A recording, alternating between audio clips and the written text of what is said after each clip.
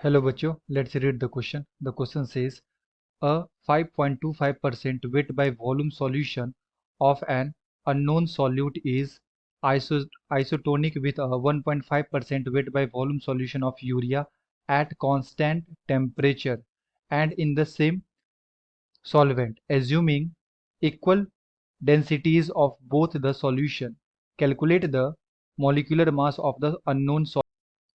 Option 1 में दे रखा है 90, 2 में दे रखा है 105, 3 में दे रखा है 115 एंड 4 में दे रखा है 210। तो आइए बच्चों इस क्वेश्चन को सॉल्व करें एंड फर्स्ट ऑफ ऑल बात करते हैं की कॉन्सेप्ट। तो बेसिकली ये क्वेश्चन आया है ऑस्मोटिक प्रेशर से, ऑस्मोटिक प्रेशर एंड हमारे पास एक सॉल्यूशन है बच्चों 5.25% वेट बाय वॉल्यूम इसका दे रखा है। तो इसका मतलब क्या होता है पहले ये समझ लेते हैं। 5.25% वेट बाय वॉल्यूम, इसका मतलब ये होता है बच्चों कि हमारा सॉल्यूशन 100 ml का होगा। जो डेनोमिनेटर में होता है वो हमें सॉल्यूशन के बारे में बताता है एंड जो नोमिनेटर में होता है बच्चों वो हमें सॉल्यूट के बारे में बताता है। ओके, सो यहाँ पे क्या है वॉल्यूम, तो हम लोग मानेंगे 100 ml का हमारा सॉल्यूशन है जिसके अंदर 5.25 ग्राम क्या है सॉल्यूट है। सो मोल हम लोग निकाल लेते हैं। तो मोल इक्वल टू क्या होता है बच्चों given weight by molar wait. Given weight हमारे पास कितना है 5.25 ग्राम एंड मोलर वेट हम लोग मान लेते हैं m ग्राम पर मोल, क्योंकि हमें नॉन वोलेटाइल सॉल्यूट का नहीं पता। ये हमारा कैसा है नॉन वोलेटाइल सॉल्यूट। ओके, तो इसका हमें नहीं पता तो हम लोगों ने क्या मान लिया m ग्राम पर मोल। तो ये हमारे पास आ गया बच्चों मोल। एंड इसी तरह से हम लोग सेकेंड में देखते हैं। ये जो सॉल्यूशन है हमारा, ये सेकेंड सॉल्यूशन जिसका हमें दे रखा है 1.5% वेट बाय वॉल्यूम, इसके साथ आइसोटोनिक सॉल्यूशन में है ना। तो इसका मतलब ये होगा बच्चों कि अगेन हमारे पास 100 ml का सॉल्यूशन है जिसके अंदर 1.5 ग्राम यूरिया प्रेजेंट है। यूरिया हमारा क्या है बच्चों यहाँ पे सॉल्यूट है urea. Okay, so we calculate moles of urea. तो अगर मैं यूरिया का मोल निकालूं बच्चों तो mole equal to again given weight by molar weight and given weight हमारे पास कितना है 1.5 ग्राम एंड यूरिया का जो मोलर वेट होता है ये कितना होता है 60 ग्राम पर मोल। यूरिया हम लोग बोलते हैं बच्चों NH2CO NH2 को, ये हमारा होता है यूरिया। तो इसका मोलर वेट कितना होता है 60 ग्राम पर मोल।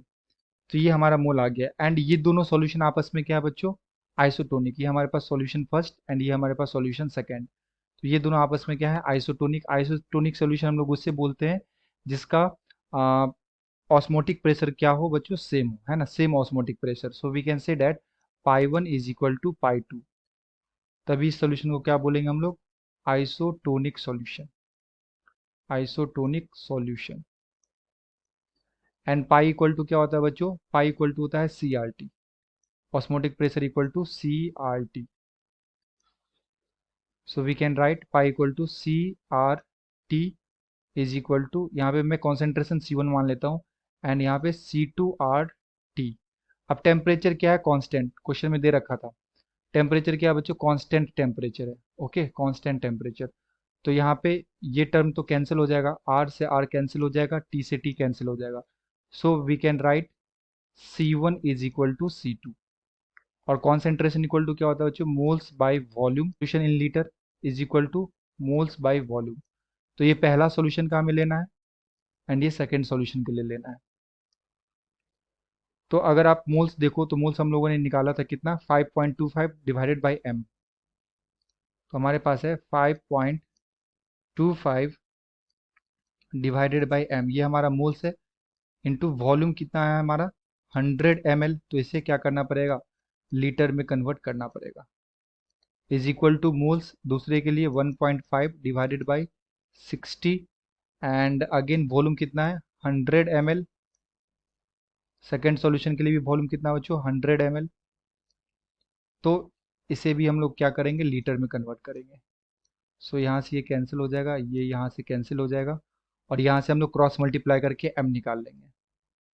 सो m इज इक्वल टू हम लोग क्या लिख सकते हैं, 525 इंटू 6 डिवाइडेड बाई 1.5 इंटू 10। तो जब इसे सॉल्व करेंगे बच्चों तो हमारा जो वेट आएगा वो कितना आएगा, 210 ग्राम।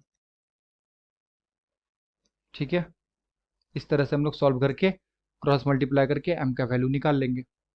तो अगर मैं ऑप्शंस की बात करूँ बच्चों यहाँ पे, तो ऑप्शन नंबर 4 में दे रखा है 210 gram. Okay, so the appropriate answer is option number 4। I hope you will be understood it well. Best of luck. Thank you.